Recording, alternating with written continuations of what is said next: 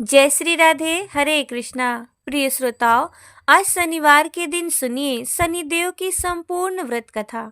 एक समय की बात है कि सभी 9 ग्रहों में आपस में इस बात को लेकर विवाद हो गया कि हम में सबसे बड़ा कौन है।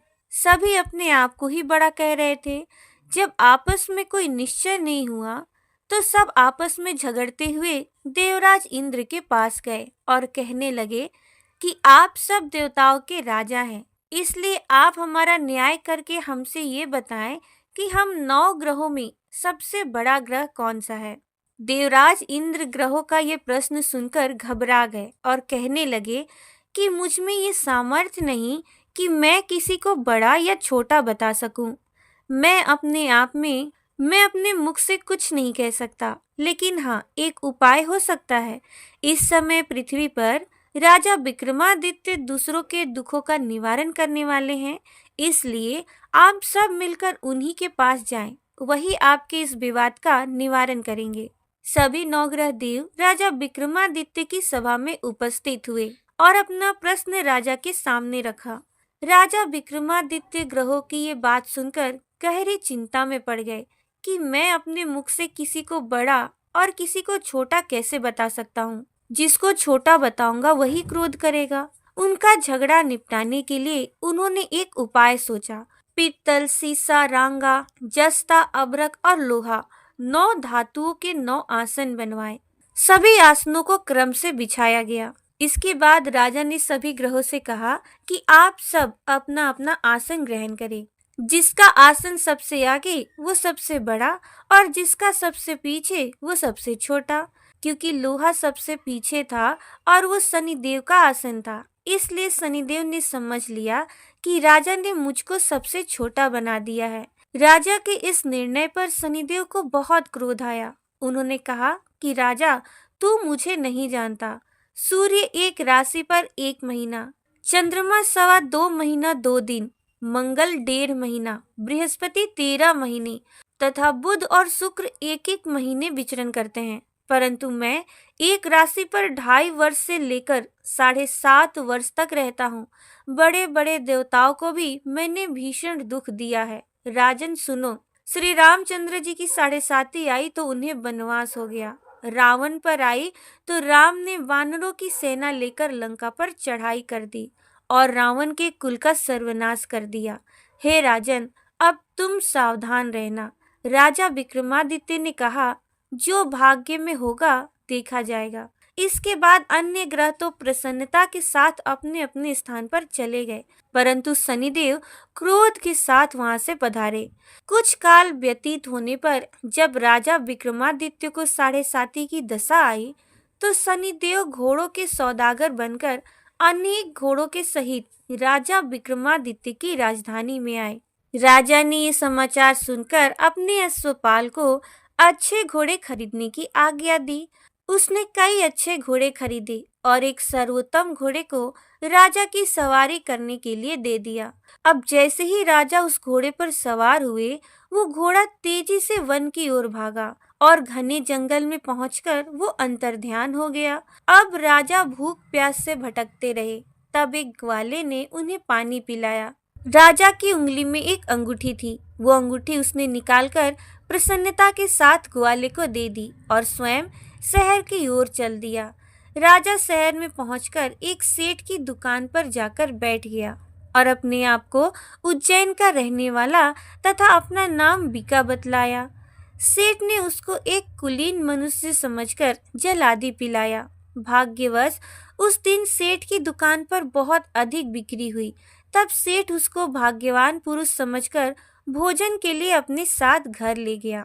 भोजन करते समय राजा विक्रमादित्य ने एक आश्चर्यजनक घटना देखी। वहां पर राजा ने देखा कि खूंटी पर एक हार लटका हुआ है, जिससे वो खूंटी निगल रही है और देखते ही देखते थोड़ी ही देर में वो पूरा हार गायब हो गया। तब सेठ ने वापस आने पर देखा कि हार तो गायब है। सेठ ने समझा कि बीका ने ही उसे चुराया है। फिर तो सेठ ने कोतवाल के पास उन्हें पकड़वा दिया। अब उस नगर के राजा ने भी राजा विक्रमादित्य को चोर समझकर उनके हाथ पैर कटवा दिए और नगर के बाहर फेंकवा दिया। वहां से एक तेली निकल रहा था जिसे दया आई और उसने बीका को अपनी गाड़ी में बिठाया। वो अपनी जीप से बैलों को हाँकने लगा। उस समय तक राजा की शनि दशा समाप्त हो गई। वर्षा ऋतु आने पर राजा मल्हार गाने लगे। राजा जिस नगर में थे वहां की राजकुमारी मनभावनी को उनका गाना इतना पसंद आया कि उसने मन ही मन प्रण कर लिया कि वो उस राग गाने वाले से ही विवाह करेगी। राजकुमारी ने दासी को राग गाने वाले को ढूंढने भेजा। तब दासी ने बताया कि वो तो एक चौरंगिया अर्थात अपाहिज है, परंतु राजकुमारी ना मानी। अगले ही दिन वो अन्न जल त्याग कर अनशन पर बैठ गई कि विवाह करेगी तो उसी से करेगी। बहुत समझाने पर भी जब राजकुमारी ना मानी तो राजा ने उस तेली को बुलावा भेजा और विवाह की तैयारी करने को कहा। फिर तो उसका विवाह राजकुमारी से हो गया। तब एक दिन सोते हुए स्वप्न में शनिदेव ने राजा को दर्शन देकर कहा कि राजन, देखा तुमने मुझे छोटा बताकर कितना दुख भोगा। तब राजा ने उनसे क्षमा मांगी और प्रार्थना करते हुए कहा, हे शनिदेव, जैसा दुख मुझे दिया है किसी और को मत देना। तब शनिदेव प्रसन्न हो गए और कहा कि जो मेरी कथा और व्रत करेगा उससे मेरी दशा में कभी कोई दुख नहीं होगा। जो व्यक्ति रोज मेरा ध्यान करेगा और चींटियों को आटा डालेगा उसकी भी सभी मनोकामनाएं पूर्ण होंगी। और ऐसा कहकर शनिदेव ने राजा को हाथ पैर वापस कर दिए। इधर प्रातःकाल आंख खुलने पर राजकुमारी ने देखा तो वो बड़ी आश्चर्यचकित हुई। तब बीका अर्थात राजा विक्रमादित्य ने राजकुमारी को बताया कि वो उज्जैन के राजा विक्रमादित्य हैं। ये जानकर सभी अत्यंत प्रसन्न हुए। सेठ ने जब सुना तो राजा के पैरों पर गिरकर क्षमा याचना करने लगा। राजा ने कहा कि ये तो शनिदेव का क्रोध था, इसमें किसी का कोई दोष नहीं। सेठ ने फिर भी निवेदन किया कि राजन, मुझे शांति तभी मिलेगी जब आप मेरे घर चलकर भोजन करेंगे। तब सेठ ने अपने घर तरह तरह के व्यंजनों से राजा का आदर सत्कार किया। तभी सभी ने देखा कि जो खुटी हार निगल गई थी वही अब उसे उगल रही थी। सेठ ने अनेक मोहरे देकर राजा का धन्यवाद किया और इसके बाद राजा रानी को लेकर अपने राज्य वापस लौट आए, जहां पर उनका खूब धूमधाम से स्वागत किया गया। राजा विक्रमादित्य ने कहा कि उन्होंने शनिदेव को छोटा बताया था, लेकिन वे तो सर्वश्रेष्ठ हैं। तब से राजा विक्रमादित्य के राज में शनिदेव की पूजा और कथा रोज होने लगी। शनिदेव की यह दिव्य और प्रेरणादायक कथा अब पूर्ण होती है। जिन्होंने भी श्रद्धा से इस कथा को सुना, उन्होंने न केवल शनिदेव की कृपा प्राप्त की, बल्कि अपने पापों का भी क्षय किया। कथा श्रवण का यही संदेश है, जो जैसा कर्म करेगा वैसा फल पाएगा। पर शनिदेव यदि कृपा कर दे तो दुर्भाग्य भी सौभाग्य में बदल जाता है। अब आइए हम सब मिलकर शनिदेव से विनम्र प्रार्थना करें। हे कर्मफल दाता शनिदेव, हमारे अच्छे बुरे सभी कर्मों को क्षमा करें और हमें सही राह दिखाएं। हमारे जीवन से संकट, दुख, दरिद्रता, रोग और शत्रुता को दूर कर हमें धैर्य, विवेक, संयम और सफलता प्रदान करें। शनिदेव की कथा सुनने मात्र से मनुष्य को चंद्र दोष, राहु केतु की बाधाएं और समस्त शनि पीड़ा से मुक्ति मिलती है। जो हर शनिवार को इस कथा को सुनते हैं, शनिदेव उनकी जीवन की नैया पार लगा देते हैं। जो हर शनिवार को इस कथा को सुनते हैं, शनिदेव उनके जीवन की नैया पार लगा देते हैं। तो प्रेम से बोलिए, कर्म फल दाता शनिदेव की जय। अब सुनिए शनि चालीसा का पाठ। जय गणेश गिरजा सुवन, मंगल करण कृपाल, दीनन के दुख दूर करी, की जय नाथ निहाल।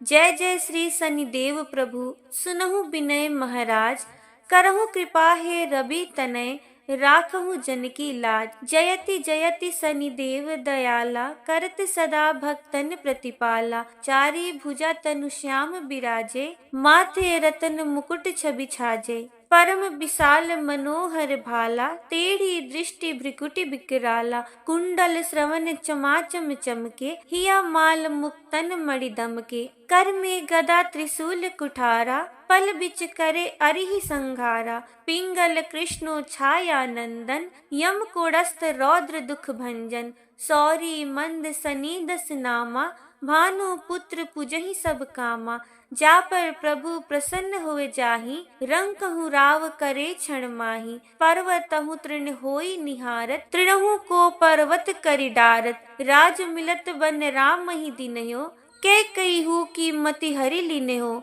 बनहु में मृग कपट दिखाई, मातु जानकी गई चुराई, लख नहीं सकती बिकल करि डारा, मचिका दल में हाहाकारा, रावण की गति मति बौराई, रामचंद्र सो बैर बढ़ाई, दियो कीट करि कंचन लंका, बजि बजरंग वीर की डंका, नृप विक्रम पर तुहि पगुधारा, चित्र मयूर निगहि गए हारा, हार नौ लखा लाग गयो चोरी, हाथ पैर डरवायो तोरी, भारी दशा निकृष्ट दिखायो, तेली ही घर कोल्हू चलवायो, विनय राग दीपक महकिनयो, तब प्रसन्न प्रभु हुए सुख दिनयो, हरिश्चंद्र नृप नारी बिकानी, आपहु भरे डोम घर पानी, तैसे नल पर दशा सिरानी, भुंजी मीन कुद गई पानी, श्री शंकर ही गहयो जब जाई, पार्वती को सती कराई,